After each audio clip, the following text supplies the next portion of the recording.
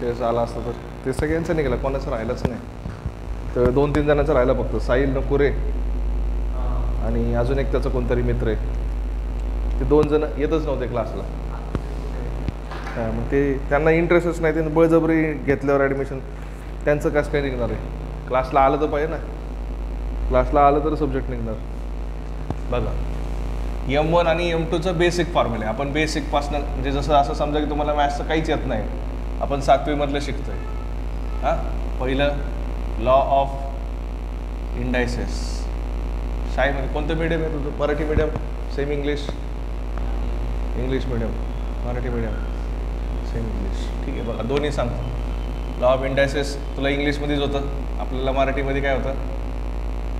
घातांकाचे नियम असं होतं शाळेमध्ये 7वीला. तिथूनच आपण सर्व करणार आहे. पहिला फॉर्म्युला A⁻m इंटू A⁻n. ए चा घातांक काय आहे? m आहे. इंटू, हे इंटू कसं लिहायचं असतं? डॉटमध्ये. डॉट म्हणजे काय? Into A⁻m. आता इथं काय दिसतंय? दोघांचा बेस कॉमन दिसतोय का? दोघांचा बेस कॉमन दिसतोय. जर दोघांचा बेस कॉमन असेल तर कॉमन घ्यायचा A आणि वरच्या पावरची काय करायची? ॲडिशन. वरच्या पावरची काय करायची? ॲडिशन. m + n. आता हे फॉर्म्युला झाला. एक्झाम्पल घेऊ आपण.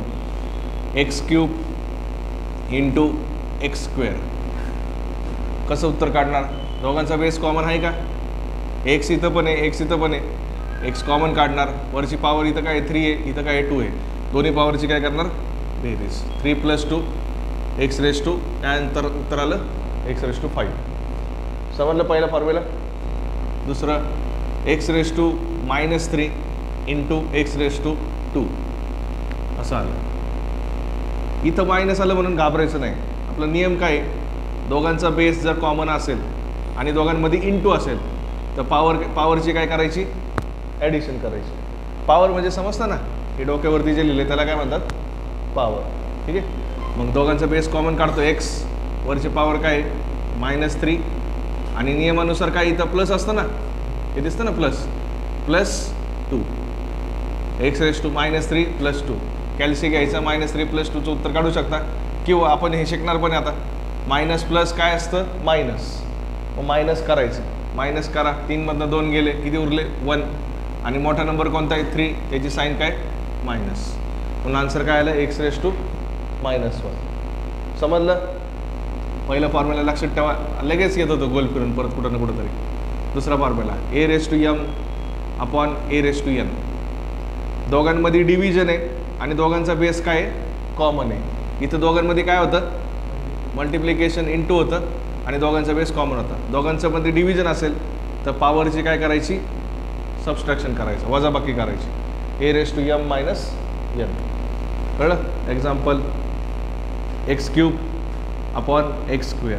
दोघांमध्ये डिव्हिजन आहे का? भागाकार आहे ना दोघांमध्ये. हां, आणि दोघांची पॉवर पण बेस पण सेम आहे.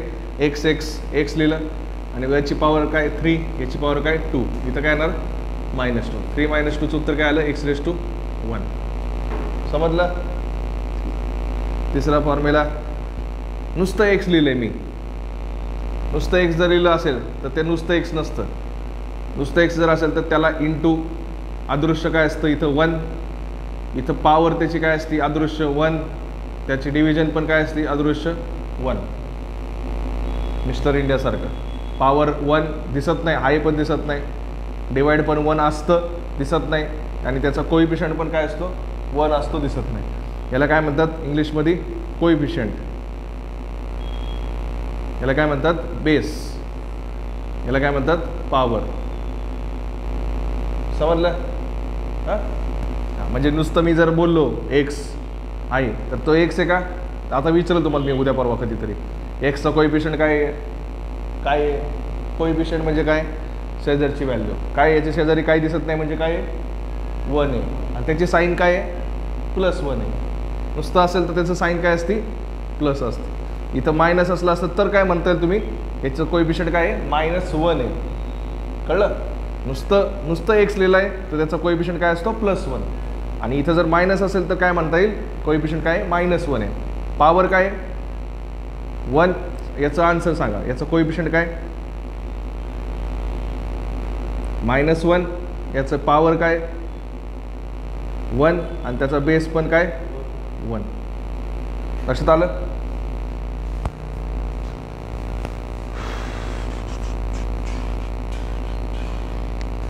Square root of a raise to m nth root of, असं मी बोलताना कसं बोलायचं याला nth root of a raise to M असं असेल तर कसं करायचं असतं आन्सर ए लिहायचा, आतलं पॉवर काय आधी एम आणि नंतर डिवायडेड बाय बाहेरची पॉवर काय आहे m, a raise to m upon M.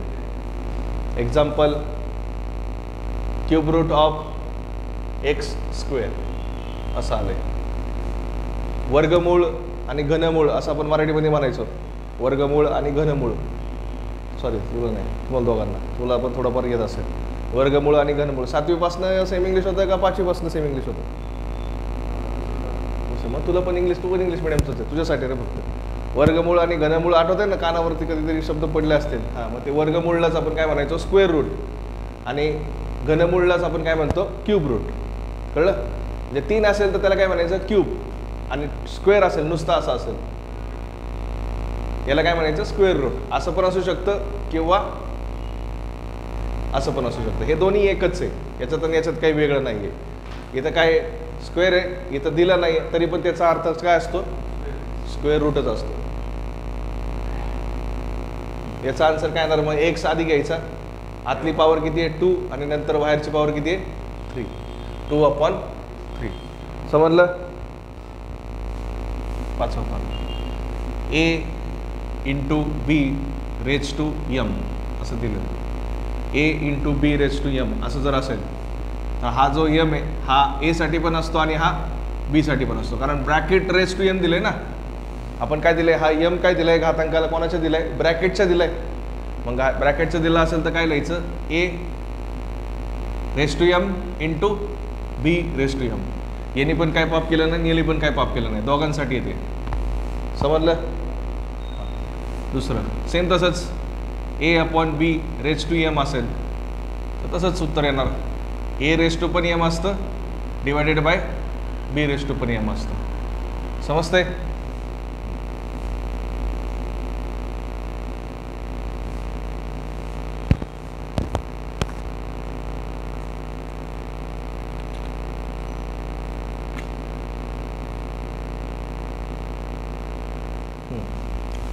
A raise to minus N आहे, इथं पॉवर काय आहे मायनस एन आहे. मला त्या पॉवरला काय करायचं खालच्या साईडला लिहायचं, किंवा या एलाच काय करायचं खालच्या साईडला लिहायचं. आता इथं ए रेज टू मायनस एन आहे, याचं मला सांगा रे, याची पॉवर सांगा, याचा कोएफिशियंट सांगा आणि याचा बेस सांगा. बोला बरं, याची पॉवर किती, याची कोएफिशियंट किती आणि याचा बेस किती. बघा इथंच शिकलो आपण, दिसतंय इथं पण आहे इथं पण आहे, दोन्हीकडे उदाहरण दिलेत तुम्हाला. सांगा पॉवर किती आहे, मायनस पॉवर म्हणजे डोक्यावरती किती आहे एच्या, काय दिलंय मग मायनस एन बोला की का घाबरताय. एच्या शेजारी काय आहे काहीच नाही, अदृश्य काय असतं मग +1 म्हणजे 1 आहे, आणि बेसला काय असतं 1, काही नसलं की काय असतं 1. समजलं काय? आता हे जर असं असेल तर मला याला जर समजा 8वा फॉर्म्युला लिहितो, ए रेज टू मायनस एन आहे, मला या ए रेज टू मायनस एनला काय करायचं आहे डिनॉमिनेटरला लिहायचं आहे. हे न्यूमरेटर आहे, इथं खाली काय असतं हे बेस म्हणजे डिनॉमिनेटर, न्यूमरेटर डिनॉमिनेटर, अंश आणि छेद मराठीमध्ये. कळलं? अंश आणि छेद, न्यूमरेटर डिनॉमिनेटर असं आहे. त्याला मला काय करायचं आहे खालच्या साईडला लिहायचं. तर मी कसं लिहू शकतो 1/a रेज टू n. म्हणजे काय होणार, मायनस असेल तर खाली गेलं तर काय होणार प्लस होणार, प्लस असेल तर वरती गेल्यावर काय होणार मायनस होणार. याच्या उलटं पण घेऊ शकतो तुम्ही, 1/x² आहे, मला 1/x², या x² काय करायचं मला वरती घ्यायचं आहे, तर मी डायरेक्ट घेऊ शकतो x². फक्त काय घेणार इथं +2 आहे, इथं गेल्यावर काय होणार -2. अजून एक एक्झाम्पल 1/x रेज टू -3 आहे, या x रेज टू -3ला मला वरती घ्यायचं आहे, तर मी काय लिहू शकतो x रेज टू 3. साईन मायनसची काय होणार प्लस, इथं काय झाली प्लसची मायनस. समजते? न्युमरेटरचं डिनोमिनेटरचं न्युमरेटरला गेलं की काय होत असतं, साईन चेंज होत असतं. कळलं? त्यानंतर समजा इथं काहीतरी लिहिलंय बाबा, लॉग एक्स, लॉग नको, सोपं घ्या, 2x + 3y = 12. हे बरोबरचं चिन्ह दिसतंय का? ठीक आहे, बरोबरचं चिन्ह दिसतंय ना. हे आपले बाउंड्री आहे, बरोबर. हे इकडं पाकिस्तान आहे, हे इकडं काय आहे, इंडिया आहे. की या साईडला काय म्हणतो आपण, लेफ्ट हँड साईड, आणि या साईडला काय म्हणतो आपण, राईट हँड साईड. इकडनं इकडं उडी मारली तर नॅशनॅलिटी बदलते ना. इंडियाचं पाकिस्तानी, पाकिस्तानाचं इंडियन होतं ना. तसंच इकडनं इकडे गेल्यावर पण काय होतं, साईन चेंज होती. इकडनं असं जर केलं तर काय होणार, साईन चेंज होणार. म्हणजे इकडचा +2x आहे, हा जर तिकडे गेला तर काय लिहिणार आपण, समजा 3y इथंच ठेवतो, 12 तिथंच ठेवतो, हा +2x आणि याच्या पुढे काही नाही म्हणतो काय +2x आहे. हा इकडे गेल्यावर काय होणार, -2x होणार. समजते का? 9 10. समजा x/12 = 3x + 5 असं आहे इकडे ब्रॅकेटमध्ये. आता काय करायचं आहे मला, हा 12 मला इथं नको आहे, या 12ला मला इकडे टाकायचं. तर काय होणार, यांच्या दोघांमध्ये काय, इथं अपॉन म्हणजे काय, डिव्हिजन आहे, इकडे डिव्हिजन आहे. हा 12 जर इकडे टाकला तर काय होणार, इंटू होणार. कोणाबरोबर मल्टिप्लिकेशन होणार, या ब्रॅकेट बरोबर. 12 इथं लिहितो आणि 3x + 5 लिहितो. म्हणजे काय केलं, डिव्हिजन असेल, डिवाइड असेल तर इकडे गेल्यावर काय होतं, इंटू होतं. इथं डॉट केला म्हणजेच काय केलं, इंटू. किंवा सेम असं आहे, या 12ला तुम्हाला तिकडे टाकायचं असेल तर तुम्ही कसं लिहू शकता, वरच्यासारखं पुढं. समजलं? इंटूचं तिकडे गेलं काय होणार, डिवाइड. डिवाइडचं इकडे आलं इंटू. साईन चेंज केली का मी, नाही, याच्यामध्ये साईन चेंज होत नाही. याच्यामध्ये चेंजच काय झाला, डिवाइडचं इकडे गेलं काय आलं, इंटू झालं, हाच चेंज झाला. साईन चेंज करायची इथं नाही. म्हणजे इथं 12 आहे, +12 इकडे गेलं -12 लिहिलं का मी, नाही, काय लिहिलं, नुसतं 12 लिहिलं. कळलं? म्हणजे याचं काय लिहिता येईल आपल्याला, डिवाइड इकडं असेल, तिकडे उडी मारली तर काय होणार, मल्टिप्लिकेशन होणार. आणि इथं समजा मल्टिप्लाय, तिकडे उडी मारली तर काय होणार, डिवाइड. उलटं केलं, डिवाइड आहे इकडे आलं, मल्टिप्लाय होणार. मल्टिप्लाय इकडे आलं काय होणार, डिवाइड होणार. दोन्हीपैकी कसं पण. समजतंय का? 11 a + b/c असं लिहिले. a + b/c. हा जो c आहे हा a साठी पण आहे आणि b साठी पण आहे. म्हणजे कसं लिहू शकतो तुम्ही, a/c + b/c. हे जसं प्लस आहे तसंच तुम्ही मायनस पण घेऊ शकता. a - b/c जर असेल तर काय लिहू शकता, a/c - b/c. Example, x - log x e⁻x असं तुम्हाला दिलं आहे. समजा x - log x e⁻x. तर तो e⁻x कोणासाठी आहे, x साठी पण आहे आणि log x साठी पण आहे. मग तुम्ही कसं लिहिणार याचं उत्तर, उत्तर म्हणजे याच्या पुढची स्टेप, x e⁻x मधली साईन -log x e⁻x. याला बोलताना काय बोलायचं, रेज टू e⁻x. समजलं? हां, लिहून घ्या. वही काढ आणि आपलं सम सोडत बस, मज्जा नको घेऊ यांची.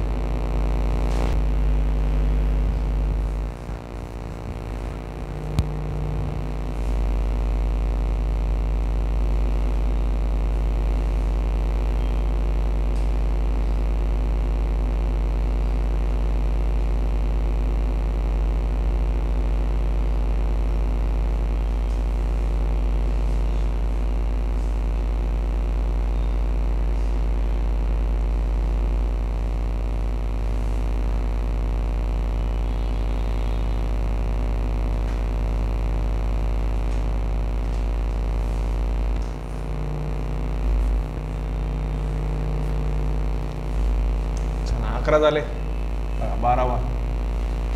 आलंय महत्वाचा फॉर्म्युला आहे आता. ए अपॉन बी मोठं डिव्हिजन सी अपॉन डी. अशा 4 व्हॅल्यू असतील, 4 व्हॅल्यू दिसतात ना, A upon B divide by C upon D. तर काय करायचं असतं, ए अपॉन बी इंटू आणि डी कुठे जातो वरती, डी अपॉन सी असं होत असतं. एक्झाम्पल घ्या, तिथलेच घ्या. चला value x upon log x divided by x square upon e raise to x असं दिलं. 4 व्हॅल्यू दिसतात का? हां, मग याला काय म्हणायचं, पहिल्या व्हॅल्यूला ए, दुसऱ्या व्हॅल्यूला काय म्हणायचं बी, तिसऱ्या व्हॅल्यूला सी आणि चौथ्या व्हॅल्यूला डी. अशा 4 व्हॅल्यू आल्या का याच्यासारख्या? सेम सेम झालं नाही. मग याच्यानुसार काय आन्सर येणार सांगा. एक्स लिहिणार आधी, एच्या जागी काय लिहिणार एक्स, बीच्या जागी काय log x into e raise to x कुठं जाणार वरती, एक्स स्क्वेअर नाही येणार आधी, आधी काय येणार ई रेस टू एक्स येणार डिवायडेड बाय एक्स स्क्वेअर. याच्या पुढचा आन्सर, याच्या पुढं कसं करायचं, इथे किती एक्स आहेत, याची पॉवर काय आहे 1, एकच एक्स आहे ना. हा, इथं किती एक्स आहेत, हे बघा एक्स स्क्वेअरचा अर्थ काय असतो एक्स इंटू एक्स, एक्स क्यूबचा अर्थ काय असतो x into x into x. समजतंय? मग याचं इथं किती एक्स आहे 1, इथं किती एक्स आहेत 2. मग इथला एक एक्स कट झाला आणि इथला एक एक्स कट झाला. मोठं जे आहे ना त्याचं कट असं नाही, पूर्ण नाही करायचं, अर्धवट करायचं, म्हणजे जे 2 कट करायचं. मग एक एक्स राहिला ना इथला, बरोबर. मग काय आलं final answer, e raise to x वरती आला आणि खाली लॉग एक्स, इथं इंटू आहे, हे असं लिहिलं तरी चालतं, इंटू इंटू एक्स, असं तुमचं उत्तर आलं. लक्षात आलं? एक्झाम्पल अजून समजा तुम्हाला आता असे 4 व्हॅल्यू दिल्याच नाही, काय केलं तुम्हाला एक्स अपॉन लॉग एक्स आणि मोठं डिव्हिजन अपॉन 35. चल काय आले 35. कोणती व्हॅल्यू दिली नाही रे, हे ए दिले, हे बी दिले. मोठं डिव्हिजन आहे बघा, हे मोठं डिव्हिजन आहे ना, मोठं डिव्हिजन. या मोठ्या डिव्हिजनच्या वरती कोणत्या व्हॅल्यू असतात ते सांगा मला. मोठ्या डिव्हिजनच्या वरती कोणत्या व्हॅल्यू तिथं ए आणि बी आहे. मग वरती कोणत्या व्हॅल्यू झाल्या ए आणि बी आणि खाली सी आणि डी. हे लक्षात ठेवा, वरती मोठ्या डिव्हिजनच्या वरती कोणती असते ए आणि बी आणि खाली एकच व्हॅल्यू दिली तर त्याला काय म्हणायचं सी. डी दिला का नाही दिला, मग डी मनातल्या मनात काय म्हणायचं डी इज इक्वल टू 1 मनातल्या मनात. म्हणजे इथं समजायचं की असं इथं डॉट डॉट डॉट इथं असं काय दिलं आहे 1 लिहिलेलं आहे, दिसत नाही ते, म्हणून ते डॉट डॉट डॉट घेतलं. काय करणार याचं, याच्यानुसार झालं का आता 4 व्हॅल्यू झाल्या का, जी नव्हती त्याला आपण मनातल्या मनात काय मानलं 1 मानलं. मग काय येणार answer x upon log x into 1 जाणार ना, डी वरती जातो ना, वरती कोण जातं डी. मग डी काय 1 अपॉन 35. इथपर्यंत समजलं. आता याच्या पुढचं कसं असतं, सरळ सरळ मल्टिप्लिकेशन. एक्स इंटू 1चा आन्सर काय असतं एक्स आणि लॉग एक्स इंटू 35चं उत्तर नसतं, त्याला लिहिताना आपण असं लिहू शकतो 35 इंटू लॉग एक्स. हे दिसायला चांगलं दिसतं, हे जरा भंगार दिसतं म्हणून असं लिहितो, बाकी काही कारण नाही. कळलं? पुढं समजा x divided by x square upon e raise to x असं ते. हे मोठं डिव्हिजन इथे, वरती एकच व्हॅल्यू आहे आणि खाली 2 व्हॅल्यू आहेत. तर काय करायचं, याला आपण कंपल्सरी काय म्हणणार सी आणि डी. वरती एकच व्हॅल्यू आहे तर याला बी नाही म्हणायचं. पहिला मान कोणाचा एचा, पहिला मान कोणाचा एचा, बी नाही आहे असं समजायचं. याला काय सॉरी याला काय म्हणणार आपण ए म्हणणार. इथं बी दिलाच नाही, मग बी काय घेणार मनातल्या मनात 1. मग झाले का 4 व्हॅल्यू. हां, मग सांगा त्याच्यानुसार answer x upon 1 into e raise to x upon x square. समजते? पुढं पुढं काय होणार याच्या, काय कट होतंय का बघा की. इथं किती एक्स आहे 1 एक्स आहे, इथं किती एक्स आहे 2 एक्स, इथला एक्स कट झाला. काय उरलं वरती, काय उरलं फक्त ई रेस टू एक्स आणि खाली कोण उरलं एक्स इंटू 1, एक्स इंटू 1चं उत्तर काय एक्स. समजलं. बेसिक विसरायचं नाही. आता हे जे शिकताय तुम्ही खूप बेसिक आहे.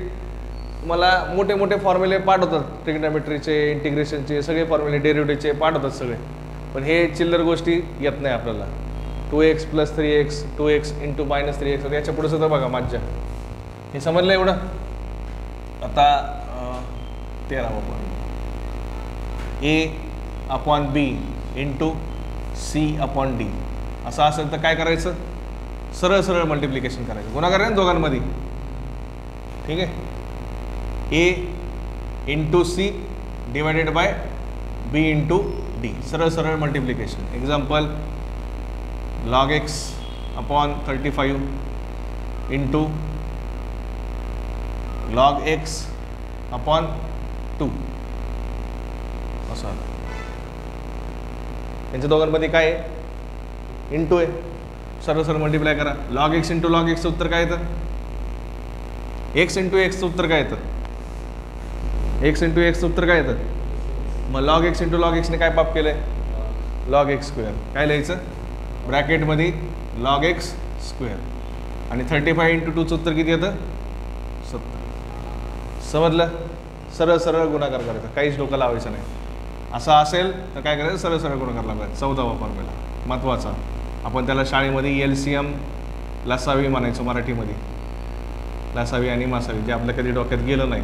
LCM काढताच आलं नाही कधी, लक्ष शिकून घ्या. A/B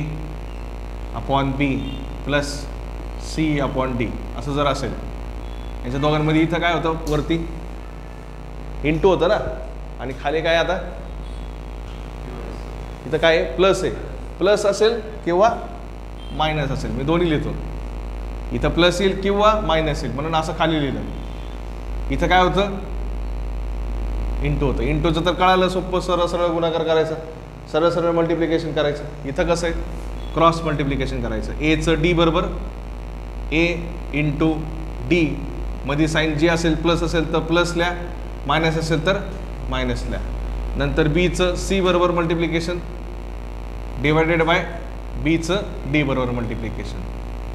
अशी सोडवायची पद्धत आहे. यालाच आपण काय म्हणतो, LCM.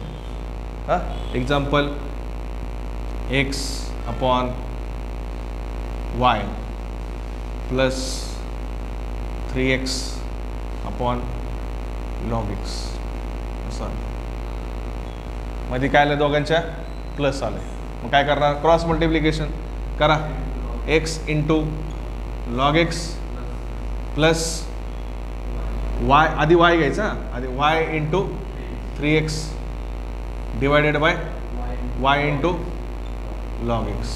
तर हे थोडंसं नीट करता येत असेल तर नीट करायचं, बाकी एवढंच बरोबर आहे, काही गरज नाही करायची, पण तरी करू. चला, x इंटू log x ला काही चेंज नाही करू शकत, कारण त्याचं उत्तर येतच नाही.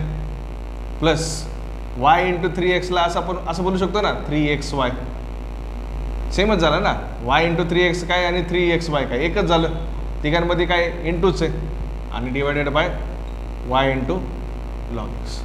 समजलं का LCM. हां, तिकडचं लिहिलं आहे, कोलीकडचं.